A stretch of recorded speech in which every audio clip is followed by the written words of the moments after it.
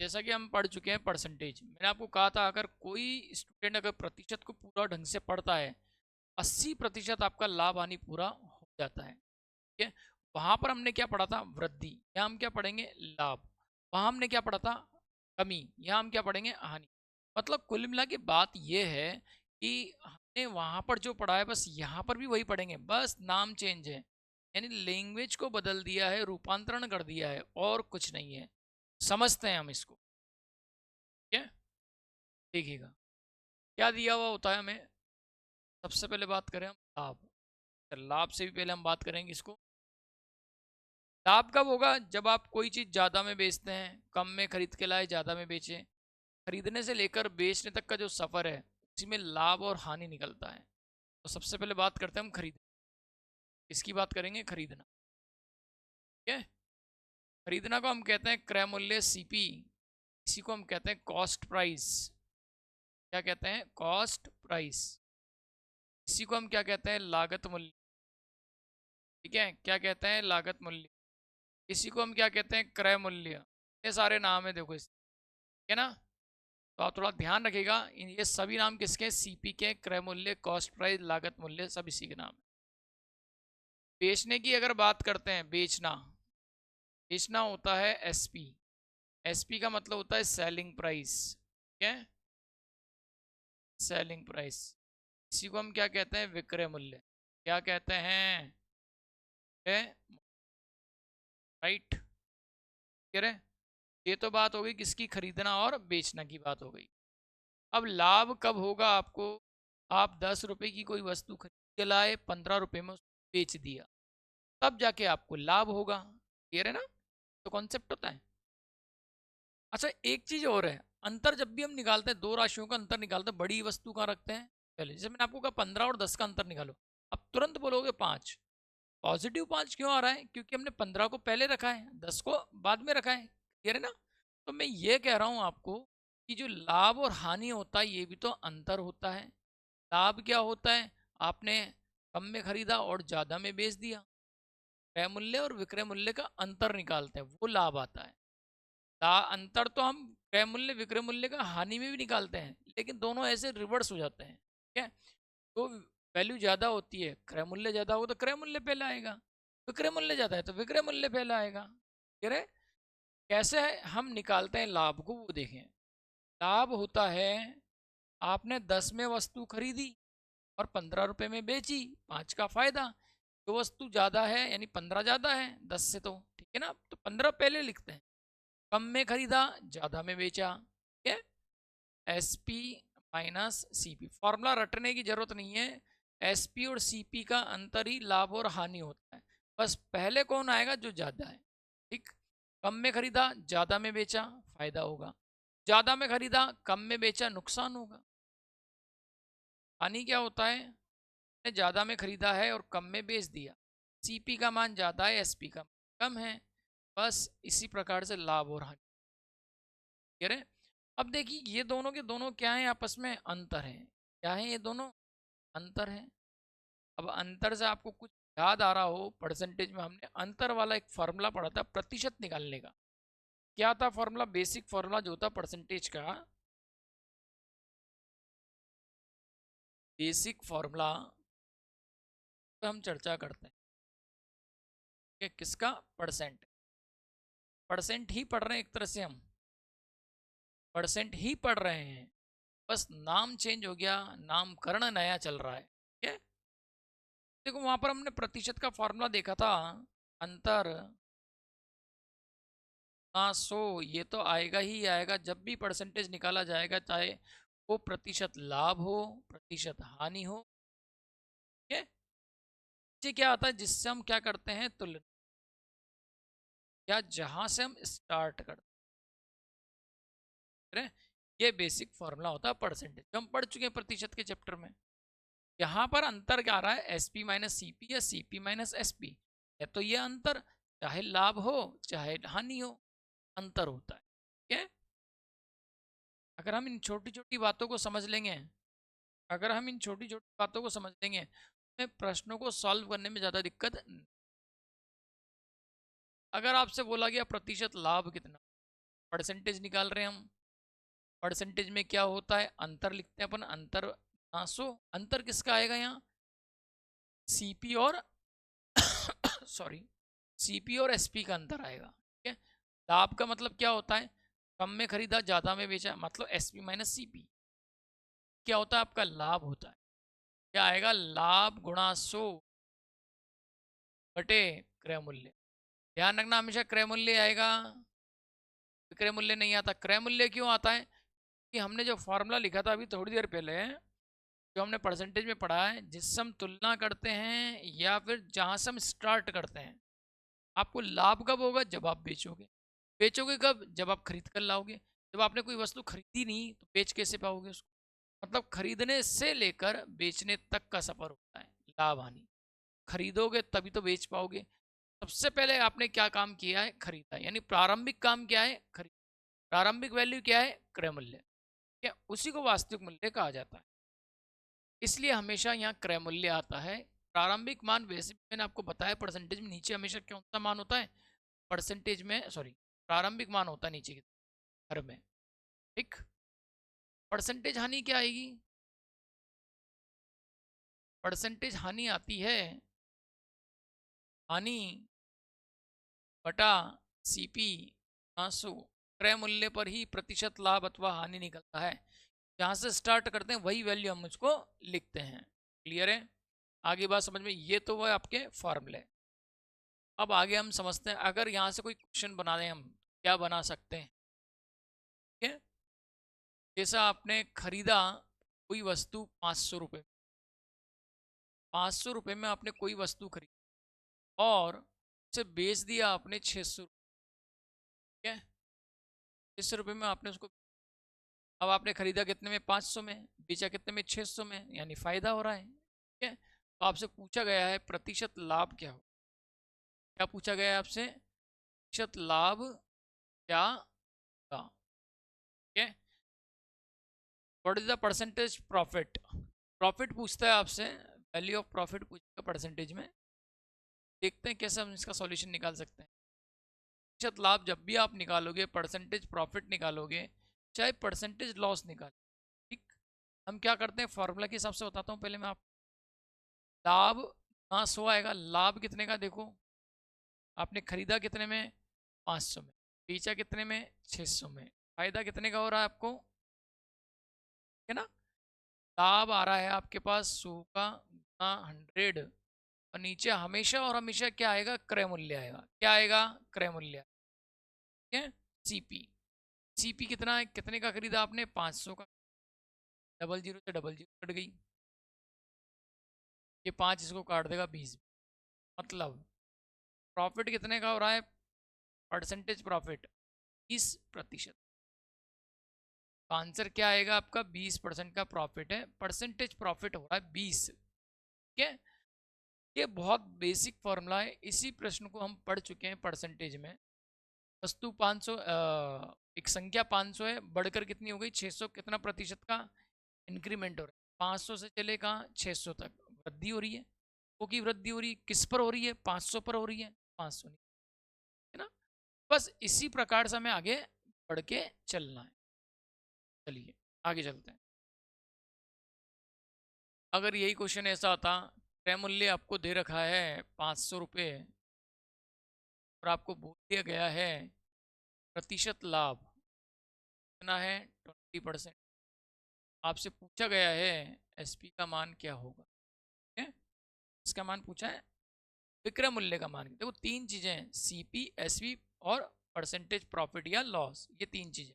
अगर तीन में से कोई दो आपके पास है तो आप तीसरा का मान निकाल सकते हो। ठीक है ना, ओके आगे बढ़ते हैं। ठीक है, क्रय मूल्य कितना, 500, परसेंटेज प्रॉफिट कितना, 20%।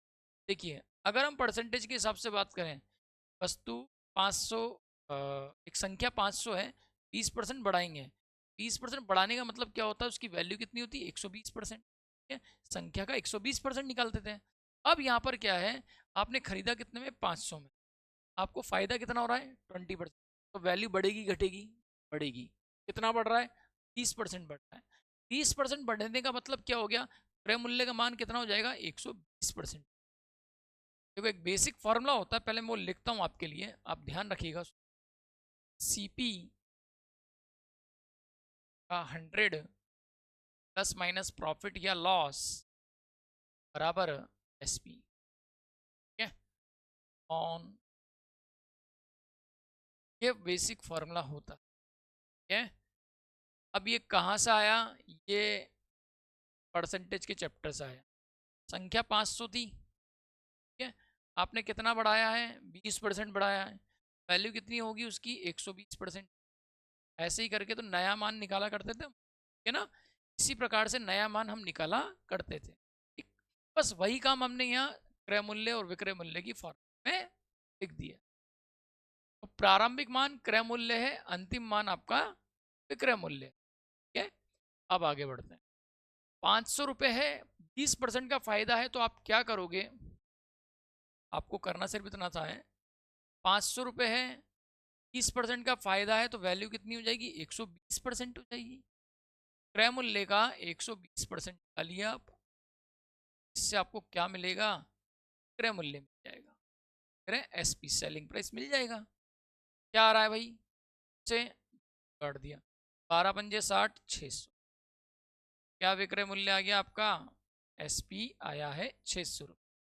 कुछ भी नहीं, पिछले वाले प्रश्न को मैंने वर्ष करके लिख दिया।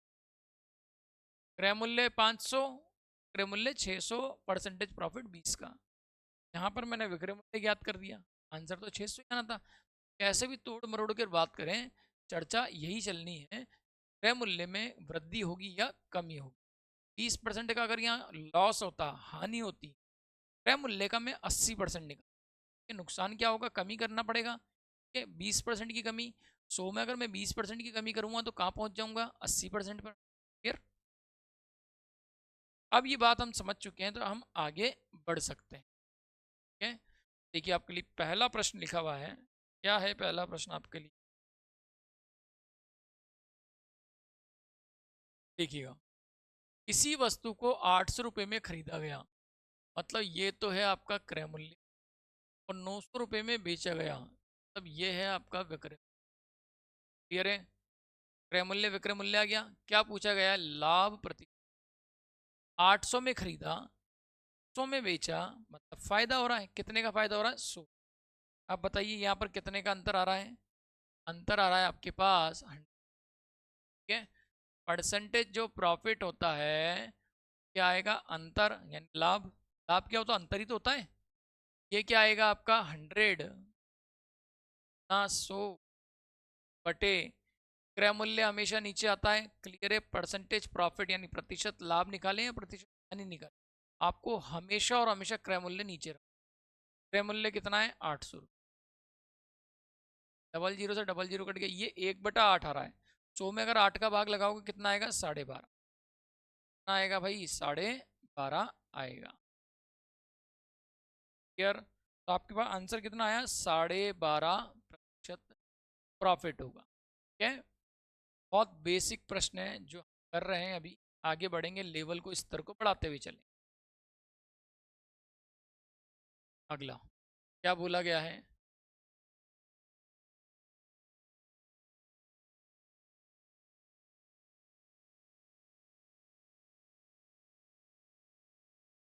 किसी वस्तु का क्रय मूल्य दिया हुआ है 8,200, बताओ 20% का लाभ प्राप्त करने के लिए उसे कितने में बेचना होगा। मतलब क्या पूछ रहा है आपसे? एसपी का मान पूछ रहा है, विक्रय मूल्य क्या होगा। यार क्या दे रखा है? क्रय मूल्य दे रखा है सीपी, ठीक है। कितने का प्रॉफिट है? 20% का प्रॉफिट है। अगर 20% का प्रॉफिट है तो वैल्यू कितनी? 120%। लाभ में वैल्यू बढ़ती है, हानि में वैल्यू बढ़ती है, ठीक है। क्रय मूल्य है आपके पास 8,200 पे, इसका कितना परसेंट हो गया? 120%। देखिए बेसिक कॉन्सेप्ट आप ध्यान रखें, फार्मूला में वही लगा रहा हूँ, वाला सीपी ना 100 प्लस माइनस प्रॉफिट या लॉस बटे 100 बराबर एसपी। यही फार्मूला लगा रहा हूँ। ऐसा ही होता है, छोटा सा ही है। क्रय मूल्य कितना है? 8,200, और 20% की वृद्धि प्लस 20, नीचे क्या आएगा? 100।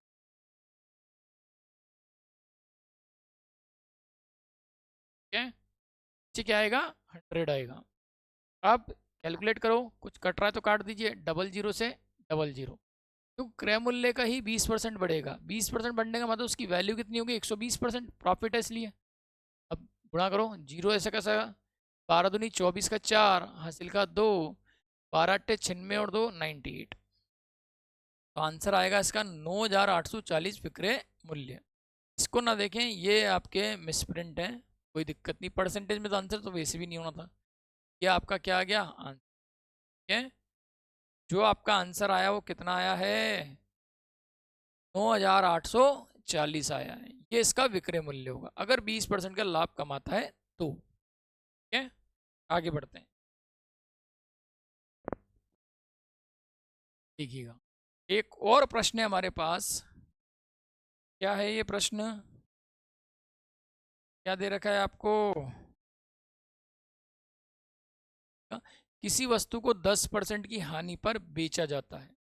लॉस पहले ही बता दिया उसने, हानि है, कितने की हानि है, 10%।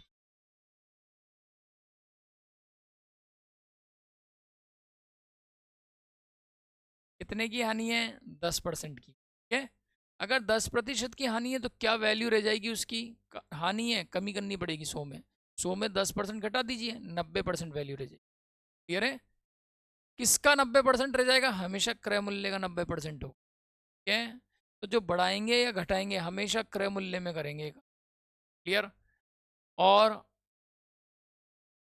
45.45 रुपये प्राप्त होते हैं। प्राप्त पैसा कब प्राप्त होगा, जब वस्तु को बेचोगे या वस्तु को खरीदोगे।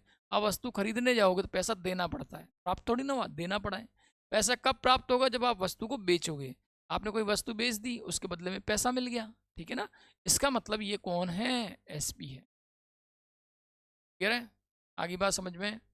तो क्रय मूल्य का कितना परसेंट कम होगा, 10% कम होगा। 10% का मतलब क्या हो गया, आपके पास 90% हो गया। के आई बात समझ में। 10% की क्या है, हानि है। ठीक, क्या है, 10% की हानि है। अगर 10% की हानि है, इसका मतलब 90% उसकी वैल्यू रह गई, और ये किसके बराबर होता है, हमेशा एसपी के, विक्रय मूल्य के बराबर। क्लियर, क्रय मूल्य कितना है आपके पास, वही निकालना है हमें। एसपी कितना है, 45.45, जो पता है वो तो लिख दो ताकि कम कैलकुलेशन में काम हो सके। 45.45 है। ठीक, ज़्यादा से ज़्यादा क्या हो सकता है, दशमलव हटाइए, आप दशमलव हटाओगे तो नीचे 2 जीरो लग जाएगी। इन दोनों को इन दोनों से काट दिया गया। क्लियर है, 9 से कट गया कितनी बार, 10 बार। 9 से कट गया कितनी बार, 505 बार कटेगा। 9 पंजे 45, 9 पंजे 45। क्लियर है, अब ज़्यादा से ज़्यादा 10 का भाग लगाओगे, 505 में अगर 10 का भाग लगाएंगे तो क्या आएगा, 50.5। जो क्रय मूल्य है वो कितना आ रहा है आपके पास, 505 बटे 10, भाग लगाइए कितना आएगा, ये क्रय मूल्य आपके पास 50.5 आएगा। ठीक है, तो आपका जो आंसर आया वो कितना आया, 50.5 रुपये आएगा। क्रय मूल्य कितना आएगा, 50.5 आएगा। है क्या ऑप्शन में, बिल्कुल है, ये रहा 50.5 रुपये। क्लियर,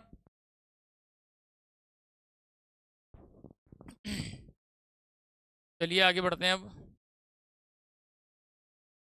नेक्स्ट देखिए क्या दिया गया है, यदि एक दुकानदार 250 रुपये प्रति किलोग्राम, मतलब 1 किलोग्राम 250 रुपये का है, काजू खरीदता है, मतलब ये क्रय मूल्य है, और 10 रुपये में प्रति 50 ग्राम की दर से उसे बेचता है, मतलब ये विक्रय मूल्य है।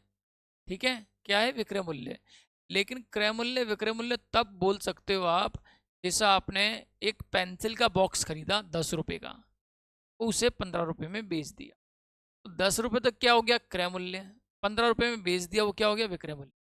लेकिन आपने क्या किया, 10 रुपये का पेंसिल बॉक्स खरीदा और एक पेंसिल 2 रुपये की बेची। ठीक है, तो ये 2 रुपये जो है ना, ये विक्रय मूल्य नहीं है। जितनी वस्तु खरीदते हैं उतनी वस्तु बेचनी पड़ेगी, तब जाके क्रय मूल्य और विक्रय मूल्य बनता है।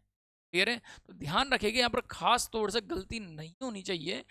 जब भी आप किसी वस्तु को खरीद कर बेचोगे, दोनों तरफ की जो वस्तुओं की संख्या है वो बराबर होनी चाहिए। 10 पेंसिल खरीदी तो 10 पेंसिल ही बेचनी है, तब जाके क्रय मूल्य विक्रय मूल्य बनेगा। ऐसा नहीं 10 पेंसिल खरीदी 2 पेंसिल बेच दी तो 2 पेंसिल के हिसाब से आपने विक्रय मूल्य मान लिया, नहीं। वस्तुओं की संख्या बराबर होना जरूरी है, ये दिमाग में फिट रख लें आप सबसे पहले। क्लियर? यहाँ कितने किलोग्राम है भाई? 1 किलोग्राम। यहाँ कितना है? 50 ग्राम। एक काम करते हैं ना, ये 1000 ग्राम हुआ। कितना ग्राम हुआ? ये 1000 ग्राम हुआ। क्या मैं ऐसा कह सकता हूँ कि 1000 ग्राम का मान कितना है? 250 रुपये। ठीक है, ये देखिए 1000 ग्राम का जो सीपी है वो कितना आया भाई? 250 रुपये है। क्लियर? आगे चलते हैं।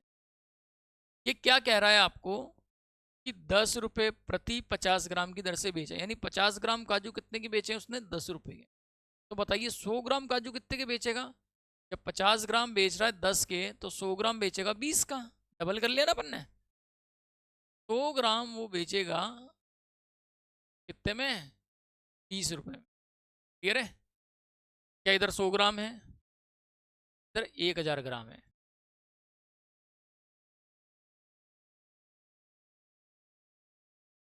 ठीक है, आगे बात समझ में? इधर 100 ग्राम है, इधर कितना है? 1000 ग्राम है।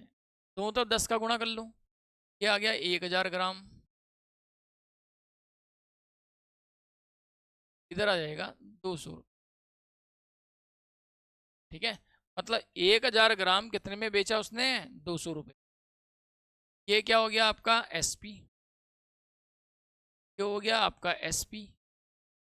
ये हो गया आपका सीपी। खरीदा 250 में, बेचा उसने 200 में। कहानी हो रही है, साफ साफ दिख रहा है मेरे को तो, है ना? 250 में खरीदा, 200 में बेचा, 50 की हानि। कितने का अंतर आया? आप बोलोगे अंतर आया है 50 का। ठीक है, अब परसेंटेज क्या निकालना है आपको? हानि निकालना है, लॉस। परसेंटेज लॉस कितना आ रहा है? परसेंटेज हानि कितनी आ रही है आपके पास? 50 तो मेरे पास हानि आई है, गुणा 100 बटे नीचे हमेशा क्रय मूल्य आएगा। क्रय मूल्य कितना है? 250 है। ठीक है, कितना है? 250 है। कितनी बार काटेगा भाई? ये काटेगा इसको 5 बार, और ये इसको काटेगा 20 बार। तो आंसर कितना आया आपके पास? 20%।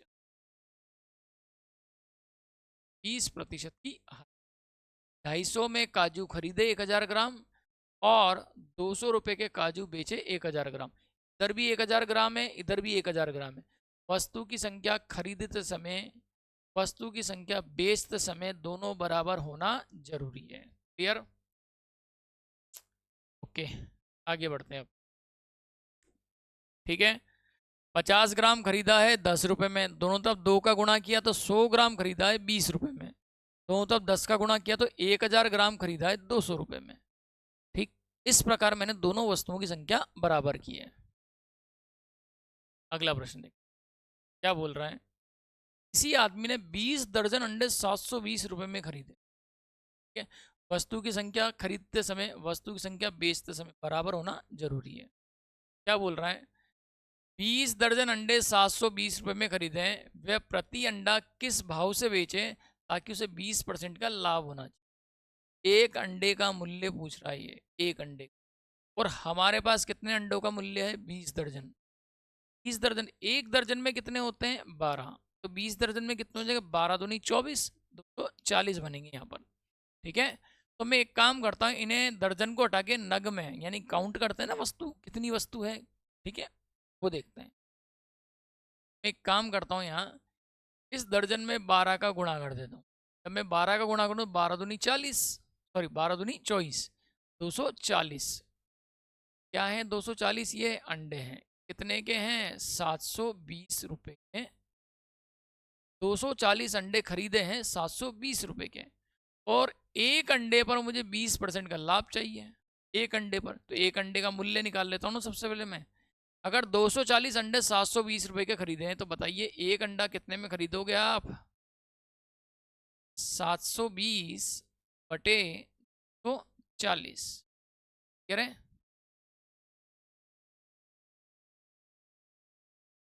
720 बटे 240, जो कट जाए काट दीजिए।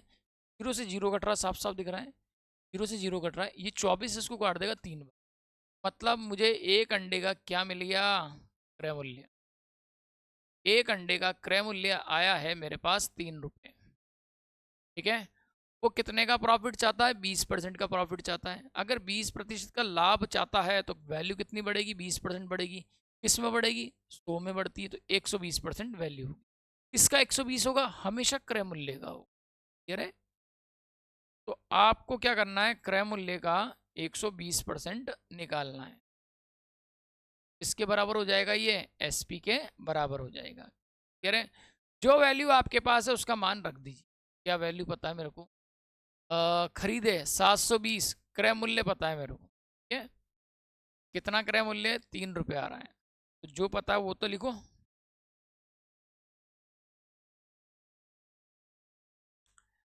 3 रुपये का 120% विक्रय मूल्य आएगा। जो कट जाए काट दीजिए। 12×36, 36 में 10 का भाग लगाओ तो क्या आएगा, 3.6।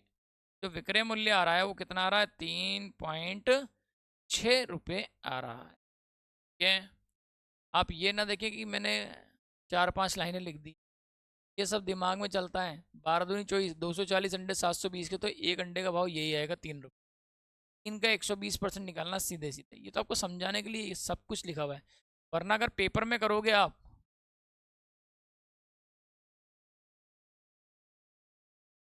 एग्जामिनेशन हॉल के अंदर क्या करना है आपको, एग्जामिनेशन हॉल में कैसे काम करना है। 20 दर्जन मतलब 240 अंडे 120 के हैं, तो एक अंडे का मूल्य 720 बटा 240, ये कट गया 3 बार। 3 का कितना परसेंट निकालोगे आप, 20% का फायदा, तो मुझे 120 निकालना है। ये इससे कट गया 12×3 = 36, 3.6। इतनी सी कैलकुलेशन नहीं, समझाने के लिए मुझे इतना कुछ लिखना पड़ता है। ठीक है, कोई दिक्कत नहीं है। तो इन एग्जामिनेशन हॉल कैलकुलेशन ये होती है, रफ कर रहे हैं, पेज मिलता है रफ वर्क, वो ये होता है।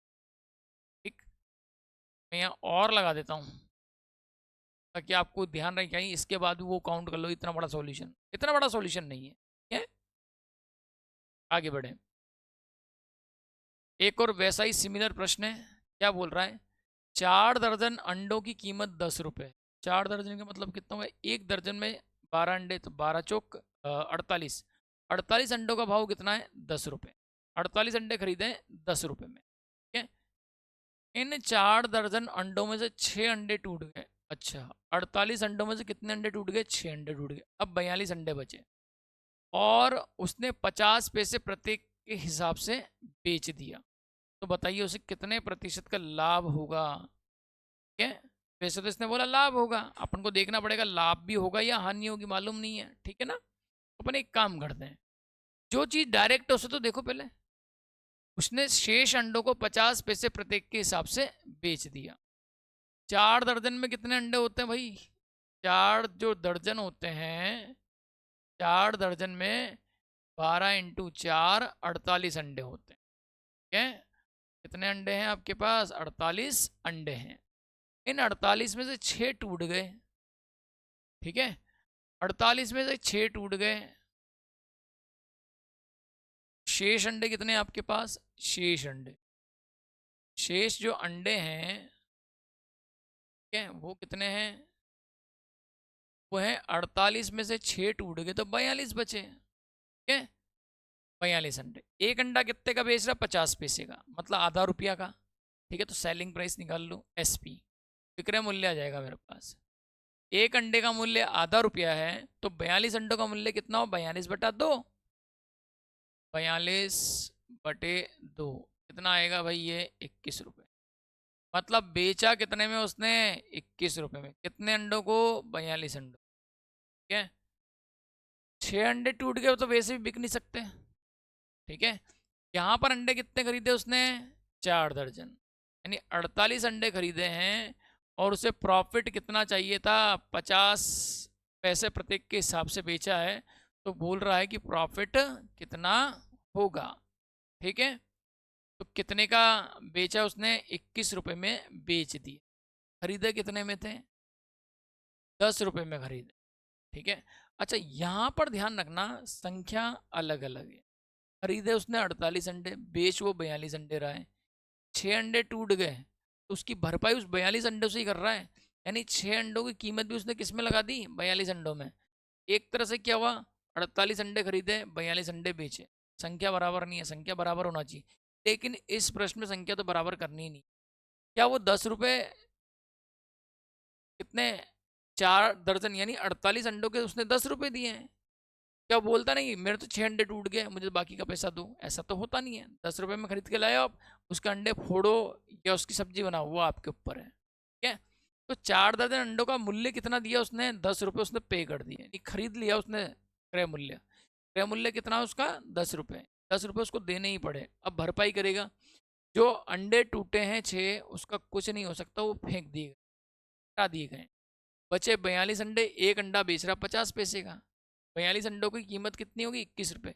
42 अंडे बेचे हैं उसने 21 रुपये में, लेकिन खरीदे 48 अंडे हैं। तो ये मत सोचना मैं 48 में से 6 माइनस करके उसका मूल्य निकाल। ठीक है, क्रय मूल्य आ चुका है पहले ही आपके पास 10 रुपये, विक्रय मूल्य आया आपके पास 21 रुपये।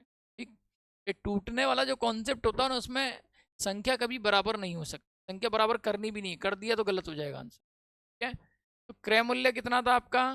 क्रय मूल्य था आपके पास 10 रुपये। ठीक है, विक्रय मूल्य कितना है? 21 रुपये। दोनों में कितने का अंतर आ रहा है? आप बोलोगे दोनों में 11 का अंतर आ रहा है, तो परसेंटेज प्रॉफिट निकाल लीजिए आप। अंतर 11 का है, गुणा 100, ये तो करना ही करना है, चाहे प्रॉफिट निकालो चाहे लॉस निकालो। अब ये 11 जो अंतर है, प्रॉफिट है, लाभ है। ठीक है, नीचे हमेशा क्रय मूल्य आएगा, तो क्रय मूल्य कितना है आपका? 10 रुपये। 0 से 0 कट गया, आंसर कितना आएगा? 110%। कितना आएगा? 110%। यहाँ संख्या बराबर नहीं है। 48 अंडे खरीदे, बेचे 42 अंडे हैं, लेकिन जो अंडे टूट गए थे तो उसी इंसान के पास है ना, इसलिए ऐसा हुआ है। आगे बढ़ते हैं, नेक्स्ट। एक फल विक्रेता 600 रुपये में 240 सेब खरीदता है। कितने खरीद रहा है? 240 सेब खरीद लेता है। ठीक है ना, आगे बात समझ में, प्रश्न आगे पढ़ लें पहले पूरा, क्या बोल रहा है। उनमें से कुछ सेब खराब हो गए, कुछ खराब हो गए, मालूम नहीं कितने खराब हुए हैं। ठीक है, फेंक दिए गए। वे 3.5 रुपये के हिसाब से बचे हुए जो सेब हैं, जो बचे हुए एप्पल हैं, उन्हें बेच देता है और 198 रुपये का लाभ कमा लेता है। तो खरीदा कितने में था? 600 में। लाभ कितने का हो रहा है? 198 में। खरीदा 600 में, लाभ 198 का हो रहा है, मतलब मैं विक्रय मूल्य निकाल सकता हूँ इसका। तो सबसे पहले देखो क्रय मूल्य कितना है? 600 रुपये। लाभ कितने का है? 198 का। ठीक है भाई, अब जब मेरे पास क्रय मूल्य है, मेरे पास लाभ है, तो मैं विक्रय मूल्य भी निकाल लेता हूँ। काम आए नहीं आए बाद में देखेंगे, आएगा वैसे तो काम। तो जो विक्रय मूल्य एसपी है वो कितना आएगा? आपने खरीदा 600 में है, 198 का फायदा हो रहा है, मतलब उसको कितने बेचा होगा? जोड़ दो उसको, 798 में बेचा होगा। कह रहे हैं कितने में? 798 रुपये में वो बेचा होगा। ठीक है, अब आगे देखिए क्या बोल रहा है। कितने एप्पल की बात हो रही है? 600 एप्पल की बात हो रही है। आगे पढ़ते हैं। कुछ एप्पल खराब हो गए। ठीक है, एक एप्पल कितने का बेचा है? 350 में। तो कितना रेवेन्यू जनरेट कर लिया उसने? 798। कितना प्राप्त कर लिया टोटल? 798। उसके पास पैसे आ गए। अगर एक एप्पल का मूल्य आपके पास पता है और टोटल पेमेंट आपके पास पता है, तो आप निकाल सकते हो उसने एप्पल कितने बेचे थे। ठीक है, मैं क्या कर सकता हूँ, जो 3.5 रुपये एक एप्पल का मूल्य है, इसे मैं नंबर ऑफ एप्पल से गुणा कर देता हूँ। नंबर ऑफ एप्पल, एप्पलों की संख्या से। ठीक है, कितना है ये? 798 रुपये उसको मिल गए थे। कितना मिल गया था? 798 रुपये उसको मिल गए थे। अब नंबर ऑफ एप्पल बार बार लिखना पड़ेगा, तो मैं इसके लिए एक्स का काम यूज़ करूँगा। तो इस 3.5 को नीचे भेज दीजिए, तो जो एक्स आएगा वो कितना आएगा? 798/35, 3.5। अब यहाँ ज़्यादा से ज़्यादा क्या कर सकते हो, इस दशमलव को हटाओगे तो ऊपर एक जीरो लग जाएगी। 5 से 7 बार, 5 से 2 बार, 7 से कट जाएगा एक बार, 7 एकम एक, एक बार, 298, 4 बार। गुणा करो, 114 को अगर 2 से गुणा करेंगे तो कितना आएगा? 228 आएगा। ठीक है, तो नंबर ऑफ एप्पल कितने आ गए जो उसने बेचे थे, 228 एप्पल बेच दिए थे, ठीक है। कितने एप्पल बेचे उसने, 228 एप्पल बेचे, ठीक है। कितने एप्पल उसने बेच दिए, मैं एप्पलों की संख्या निकाल ली, कितने एप्पल बेचे उसने, खरीद के कितने लाया था, 600 एप्पल खरीद के लाया था, ठीक है। तो यहाँ पर हमने क्या करा, खरीदा उसने 600 में, लाभ 198 का, तो विक्रय मूल्य कितना है, 798 रुपीज़ आ गए, ठीक है। वह प्रति एप्पल 3.5 रुपये के हिसाब से बेचता है, शेष से बेच देता है और 198 का लाभ कमाता है, ठीक है। तो यहाँ पर क्या, टोटल कितने का बेचा उसने, 798 का बेचा है। एक एप्पल का मूल्य 3.5 रुपये, टोटल नंबर ऑफ एप्पल मुझे मालूम नहीं कितने उसने बेचे, कितना रेवेन्यू जनरेट किया उसने, 798 जनरेट। 3.5 का क्या हो गया, भाग लगा दिया, दशमलव उठाया, जीरो लगाया, 5 से 7 बार, 5 से 2 बार, 7 से कट गया 114 बार, ठीक है। जब गुणा किया तो कितना आ गया, 228 एप्पल। कितने बेचे उसने, 228 एप्पल बेचे हैं, ठीक है। पूछा क्या है उसने, फेंके गए सेबों का प्रतिशत क्या होगा, जो कुछ एप्पल ने बेचे थे, सॉरी खराब हुए थे, जो फेंक दिए थे, उनका परसेंटेज पूछना है, ठीक है। देखते हैं कितना है। तो बचे हुए जो एप्पल थे, खराब एप्पल कितने हुए आपके पास, खराब एप्पल कितने हैं, खराब एप्पल 240 में से 228 एप्पल बेच दिए हैं, ठीक है। भाई बेचेगा कौन से वाले एप्पल, अच्छे वाले एप्पल बेचेगा, जो खराब थे वो तो फेंक दिए उसने। तो ये आ रहा है 30, 12 एप्पल बच रहे हैं, यानी कितने एप्पल खराब थे, 12 एप्पल खराब थे जो फेंक दिए। संख्या नहीं पूछी, परसेंटेज पूछा, ठीक है। क्या पूछा उसने, परसेंटेज पूछा है, ठीक है। अब मैं परसेंटेज निकाल सकता हूँ, 12 एप्पल मेरे पास खराब थे, कि कितने में से, टोटल 240 सेब में, 40 में से, तो कट गया, काट दो, 12 दूनी 24 से 5 बार, आंसर कितना आ गया, 5%। कह रहे कितने प्रतिशत एप्पल खराब थे, 5% एप्पल खराब थे, ठीक है। फिर से रिपीट कर रहा हूँ, ये प्रश्न इतना बड़ा नहीं है जितना बड़ा आपको लग रहा है, समझाना पड़ता है सब कुछ, इसलिए ऐसा होता है। 3 चीज़ें तो सामने लिखी हुई, तो यहीं पर नज़र आ रहा है सामने, इसलिए एक्स्ट्रा हो रहा है और कुछ नहीं है, ठीक है।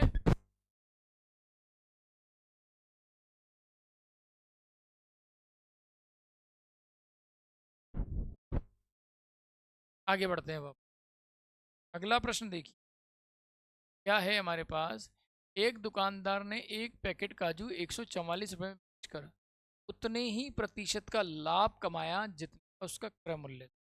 जैसे मान लो मैंने आपको कहा कि 10% का लाभ हुआ है, वस्तु 500 की है और आपको बोला 10% का लाभ है, तो आप क्या करोगे, 100 में जोड़ दोगे 10 को, 110%, है ना। अगर आपको मैंने बोला कि 10% की हानि है, तो 100 में घटा दोगे 90%, ठीक। अब ये क्या बोल रहा है, सेम इसी तरह काम करना है, ठीक है। क्या बोल रहा है, 140 रुपये में बेचकर उसने उतने ही प्रतिशत का लाभ कमाया जितना कि उसका क्रय मूल्य, क्रय मूल्य मान लो एक्स है या सीपी मान लो, चलो दिक्कत नहीं है, ठीक है। 10% का लाभ है तो 100 जोड़ दिया, अब 10% का नुकसान है, 100 में से घटा दिया, सीपी का, सीपी परसेंट का फायदा हो रहा है, तो 100 प्लस सीपी करना पड़ेगा। सीपी परसेंट की हानि हो रही है, तो 100 माइनस सीपी करना पड़ेगा, ठीक है। जो 10% का लाभ था उसकी जगह सीपी परसेंट का लाभ हो रहा है, ठीक है। 10 की जगह क्या आ गया, एक तरह से सीपी आ गया। मान लीजिए सीपी बराबर कितना है, एक्स, बार बार सीपी लिखना पड़ेगा, क्या मतलब है, ठीक है। मैंने सीपी को क्या मान लिया, एक्स मान लिया। अब आगे बढ़ते हैं, वो एक लाइन ही आंसर है हमारा, कौन सी वाली, ने पढ़ा हुआ है, सीपी का 100 प्लस माइनस प्रॉफिट या लॉस अपॉन 100 एसपी, जो अभी तक हम करते हुए आए हैं, राइट। इसी को आगे बढ़ा, ठीक है।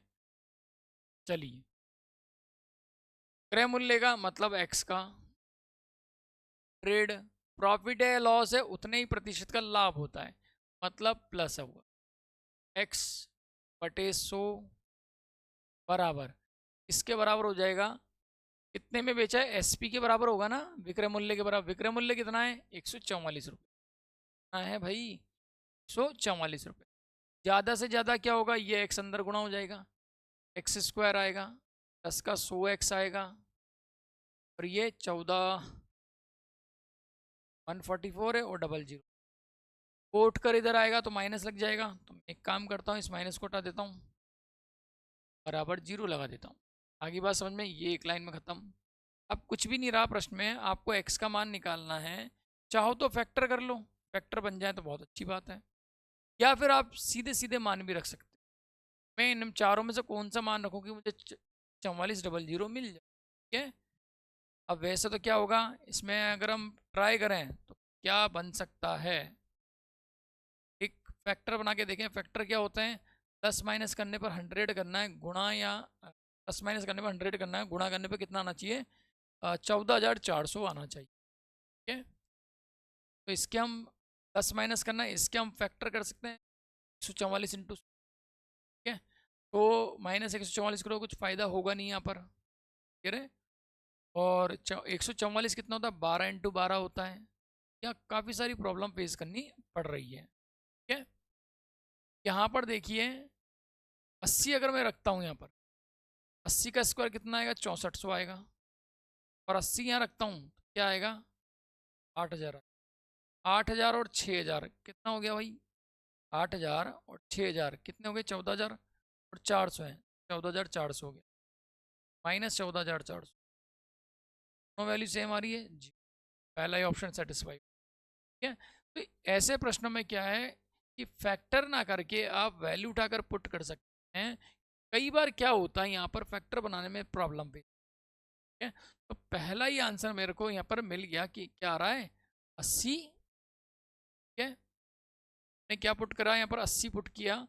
80 का स्क्वायर करोगे 6400, 80 यहाँ रखोगे तो 8000। 8000 और 6000 कितना हो? 14000, और 400 कितना हो? 14400।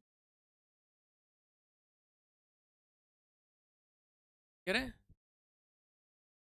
आगे बात समझ में?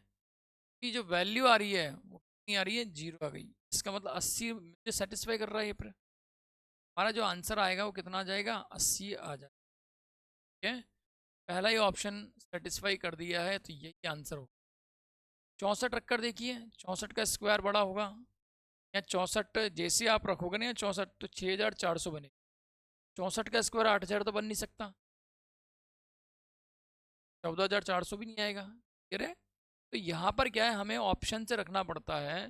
फैक्टर बनाने का तरीका होता है, बीच वाली जो वैल्यू होती है इसके ऐसे दो टुकड़े करने पड़ते हैं, प्लस माइनस करने पर 100 आए, गुणा भाग करने पर अपना जो वैल्यू है यहाँ पर वो आ जाए। ठीक है। आगे बात समझ में है?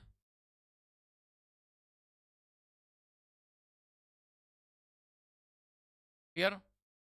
और अगर फैक्टर करना चाहते हैं आप, स्टूडेंट चाहता नहीं मुझे फैक्टर से करना है, वैल्यू पुट नहीं करनी, का तरीका मैं बता देता हूँ, और लगा देता हूँ पहले यहाँ पर, कि आपको ऐसा ना लगे कि सॉल्यूशन ज़्यादा है। ठीक है। तो 100 के ऐसे दो टुकड़े करने पड़ते हैं कि प्लस माइनस करने पर आपका 100 आ जाए, और गुणा करने पर 14400 आ जाए। एक्स स्क्वायर ये हो सकता है प्लस का 180x माइनस 80 माइनस 14400।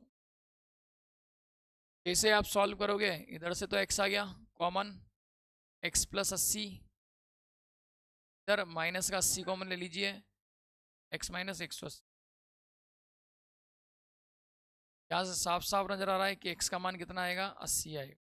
ये डिपेंड करता है फैक्टर्स पर। अगर फैक्टर अच्छे हैं तो बहुत अच्छी बात है, नहीं है तो आप उठा के रख लो, इसके आगे कैलकुलेशन नहीं करना। ठीक है। ऑप्शन से रखना है।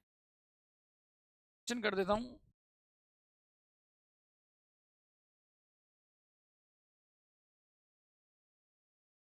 नोट लगा के लिख देता हूँ। ठीक है। द्विघात समीकरण बनने के बाद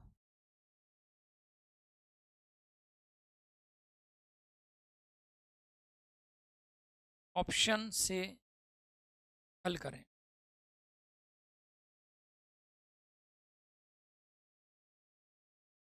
ठीक है, ऑप्शन से इसको सॉल्व करना पड़ेगा, राइट। तो सिर्फ यहीं तक कैलकुलेशन है, इसके बाद कुछ भी नहीं, ऑप्शन रख रख के देखना आंसर। नेक्स्ट, एक व्यापारी क्रय मूल्य के बराबर प्रतिशत लाभ पर एक वस्तु को 56 रुपये में बेचता है। ठीक है, क्रय मूल्य मालूम नहीं कितना है, मैं तो एक्स मान लेता हूँ, बार बार लिखना पड़ेगा वरना। इसको मैंने क्या मान लिया, एक्स। फॉर्मूला वही लगाना है, क्रय मूल्य में ही परसेंटेज वृद्धि या कमी होती है। ठीक है, यहाँ पर 10% की जगह क्या लिखा हुआ है, क्रय मूल्य के बराबर परसेंटेज लाभ हो रहा है। मैं क्या करूँगा दोबारा से, एक्स का मतलब तो गुणा ही होता है, एक्स का 100 प्लस एक्स करना पड़ेगा बटे 100 इक्वल टू कितने में बेचा, विक्रय मूल्य आना चाहिए, विक्रय मूल्य कितना है आपके पास, 56 है। ठीक है, आप खुद सोचिए क्यों आ रही है लाइन डायरेक्ट, फॉर्मूला हमारे पास ये है, C P into 100 plus minus profit या लॉस अपॉन 100 इक्वल टू क्या आ रहा है, इक्वल टू आ रहा है यहाँ पर एस पी। ठीक है,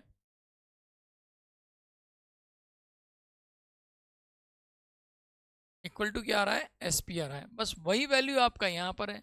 बस वो फॉर्मूला आपका दिमाग में फिट रहना चाहिए। फॉर्मूला भी क्या है, क्रय मूल्य में ही परसेंटेज वृद्धि या कमी करेंगे। ठीक है, बराबर किसके आता है, हमेशा विक्रय मूल्य के आता है।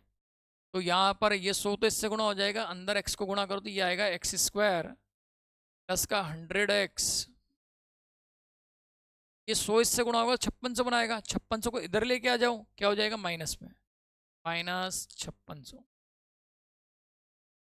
बराबर जी। अब एक काम है कि फैक्टर बना लें। ठीक है, फैक्टर बना सकते हो आप इसके, 100 है और यहाँ 5600 आ रहा है, तो इस प्रकार से फैक्टर बनाएं कि प्लस माइनस करने पर 100 आ जाए, ना करने पर आपके पास 5600 आ जाए। ऑप्शन देखिए, क्या मैं 40 से 5600 ला सकता हूँ क्या, 40 यहाँ रखोगे 40 का स्क्वायर, अब ये ऑप्शन से काम करना है। ठीक है, अब क्या करना है आपको, ऑप्शन लगाना है। अब काम करना है आपको किससे, ऑप्शन से। पहला ऑप्शन क्या बोल रहा है, 40, जब मैं 40 का स्क्वायर रखता हूँ प्लस का 100 इंटू 40 करता हूँ, क्या आ रहा है,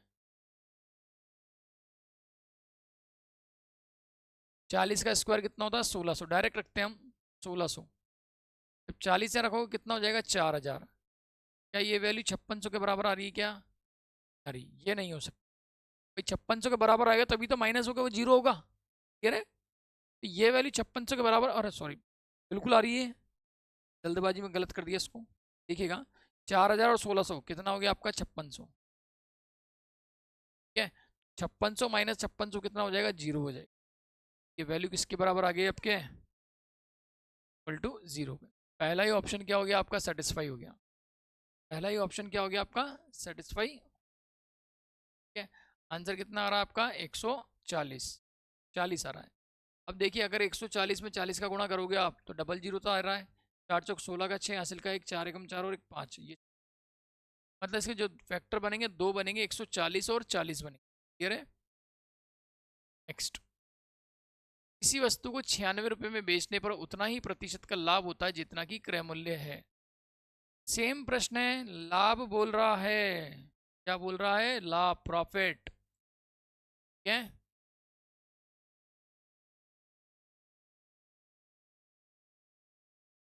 क्या बोल रहा है, ये प्रॉफिट की बात कर रहा है। ठीक है, तो सीपी को क्या मान लो आप, एक्स मान लो, कि बार बार सीपी लिखना पड़ता नहीं तो।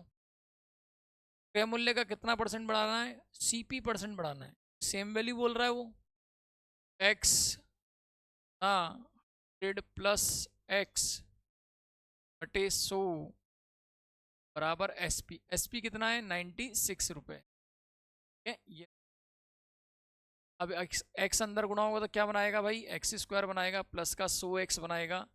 एक जैसे प्रश्न है, ये 100 उधर जाएगा 9600 माइनस होकर 9600, ठीक है, बराबर जीरो। अब आपको सॉल्व नहीं करना है, आगे ऑप्शन से काम चलाना है। ठीक है, किससे काम चलाना है आपको, ऑप्शन से। ऑप्शन क्या बोल रहा है, पहला ऑप्शन देखिए, ऑप्शन से पहला ऑप्शन क्या है 80, मैंने आपको पहला ऑप्शन रखा 80, 80 का स्क्वायर करोगे तो 6400, 80 रखोगे तो 8,000, 8,000 और 6,000, ये तो 14,000 हो गया। 9,600 तो हो ही नहीं रहा, ये ऑप्शन नहीं। तो ऑप्शन देखो क्या है, सेकंड भी 80 लिखा हुआ है, कोई दिक्कत है?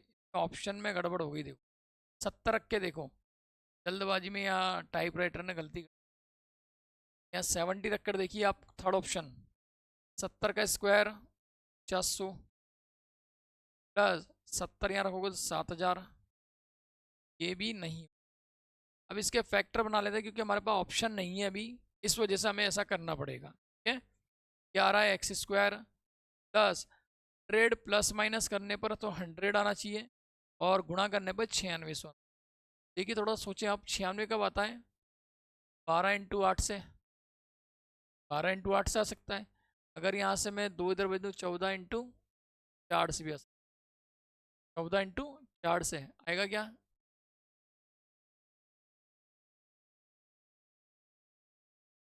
इसको हम कैसा लिख सकते हैं, अगर मैं इधर इधर का 2 इधर ले आऊँ, 12 दूनी 24, 24 × 4, ठीक है, कितना जाएगा, 24 × 4, 12 × 8 = 96 आ रहा है ना, आ रहा है 96 आ रहा है। तो एक काम करते हैं, इसको हटाते हैं और फैक्टर बना रहे हैं हम कैसे, 4 को इधर लाओ, 12 × 4 = 48, 48 × 2, 48 × 2 बनेगा। आपको प्लस करने पर या माइनस करने पर 100 मिलना चाहिए, गुणा करने पर आपको कितना मिलना चाहिए, 9,600 रुपये ना चाहिए। क्लियर है? तो हमने देखा 96 जो है उसके फैक्टर बन सकते हैं 12 × 8। अब प्रॉब्लम क्या आ रही है यहाँ पर, कि यहाँ पर लिखा हुआ है 12 और यहाँ लिखा हुआ है 4 × प्लस माइनस करने पर आपका 100 नहीं आ रहा है। ठीक है, और देख लेते हैं यहाँ पर इसके फैक्टर बन सके। 16 × 6 भी बन सकता है क्या, 16 × 6 कितना होता है, 16 × 6 आपका 96 होता है, तो बिल्कुल परफेक्ट बन सकता है ये, ठीक है ना। फैक्टर है क्या बन रहा है, 16 × 6, तो 16 × 6 का मतलब हो गया 160x में से 60x घटा दीजिए आप, -9,600। क्लियर? ऐसा करने से क्या होगा, 160 में से 60 गया तो 100 बचेगा, और 160 × 60 करो 9,600 आ जाएगा। क्या आ रहा है, x common, x plus 160 minus 60 common, x plus 160। Clearly नज़र आ रहा है कि आपका जो आंसर बनने वाला है वो x बराबर क्या बनेगा, एक तो माइनस का 160 बनेगा और एक 60 बनेगा। ये पॉसिबल नहीं हो सकता, तो आंसर क्या आएगा आपका, 60 आएगा। तो हमारा जो आंसर बनेगा वो क्या आएगा, 60 आएगा। यहाँ पर ऑप्शन नहीं है, लेकिन पेपर में आपको चारों ऑप्शन मिलेंगे अलग अलग, आपको बस वैल्यू उठाकर पुट करनी है क्या आंसर आ रहा है। ठीक है,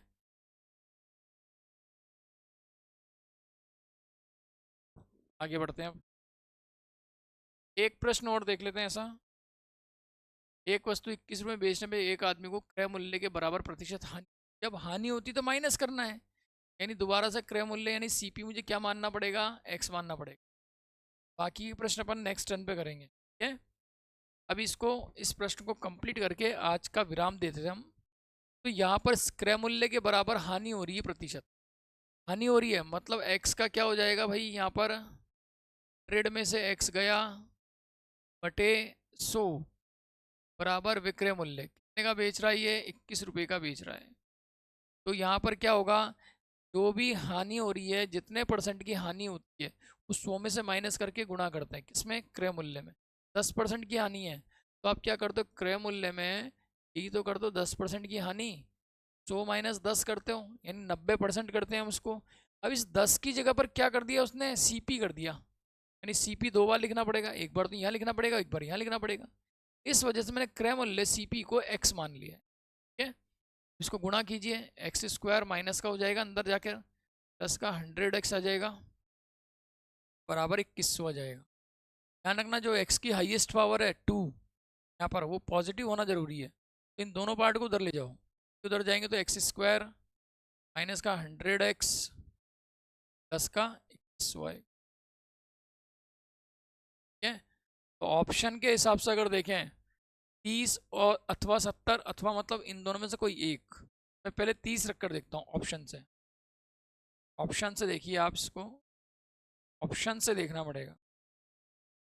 30 रखो, 30 का स्क्वायर 900, 30 रखो माइनस 3000 प्लस 2100, ये बिल्कुल जीरो आ रहा है। ठीक है, 2100 और 900 3000 हो जाएंगे, 3000 माइनस 3000 क्या आ रहा है, जीरो आ रहा है। अथवा 70 लिखा हुआ है तो 70 भी चेक कर लो, 70 का स्क्वायर करोगे 4900 आएगा, माइनस 70 यहाँ गुणा करोगे 7000 आएगा, 2100। तो 4900 है और 100 ये वाला मिलाऊं तो 5000 और 200 मिलाऊंगा 7000, मतलब ये भी जीरो है। इसका मतलब ये हुआ कि दोनों ऑप्शन सेटिस्फाई कर रहे हैं, लेकिन दोनों में से कोई एक आएगा, या तो 30 हो सकता है या 70 हो सकता है। आप कोई वस्तु खरीदोगे, मान लो 100 रुपये 20 रुपये में खरीद के लाए, मैं ऐसा तो नहीं बोलूँगा या तो मैं 20 रुपये में खरीद के लाया या 15 रुपये में खरीद लाया, कोई एक वैल्यू आएगी खरीदने की। ठीक है, या तो 30 होगा या 70 होगा, दोनों आंसर नहीं हो सकते। ठीक है, कई बार ऐसे प्रश्नों में ऑप्शन कैसे आते हैं देखिए। फर्स्ट ऑप्शन आता है 30 और 70, ये होता है 35 और 40, सी होता है 45 और 50, ऑप्शन। मैक्सिमम स्टूडेंट क्या करते हैं ऐसे प्रश्नों में, 30 और 70 दो फैक्टर बनते हैं, दोनों इसको टिक कर देते हैं, जैसे ही टिक करते हैं वो गलत। और नहीं लगेगा, और में तो क्या हो गया, 30 भी है और 70 भी है, क्या आप कोई एक वस्तु 30 में भी खरीद सकते हो 70 में भी खरीद सकते हो, नहीं। वस्तु खरीदोगे कोई तो उसकी एक फिक्स वैल्यू बनती है। एक पेन खरीदा आपने तो पेन कितने में खरीद के लाए हम, 50 रुपये में, 50 रुपये फिक्स मूल्य, ना कम होगा ना ज़्यादा होगा। क्रय मूल्य कभी भी चेंज नहीं होता, ये परसेंटेज में भी बताया था मैंने, जो वैल्यू हमेशा नीचे आएगी वो प्रारंभिक या वास्तविक वैल्यू होती है, उसका मान कभी भी परिवर्तित नहीं होता है। और लाभ या हानि की बात करें तो नीचे की तरफ हर में कौन सी वैल्यू आती है, क्रय मूल्य, क्रय मूल्य कभी भी चेंज नहीं होता, या तो 30 होगा या 70। अभी तो अपना आंसर क्या है, अथवा लगा है या। ठीक है, तो आज के लिए इसको विराम देते हैं, नेक्स्ट टर्न पे हम आगे बढ़ेंगे। तो नमस्कार, धन्यवाद, जय हिंद।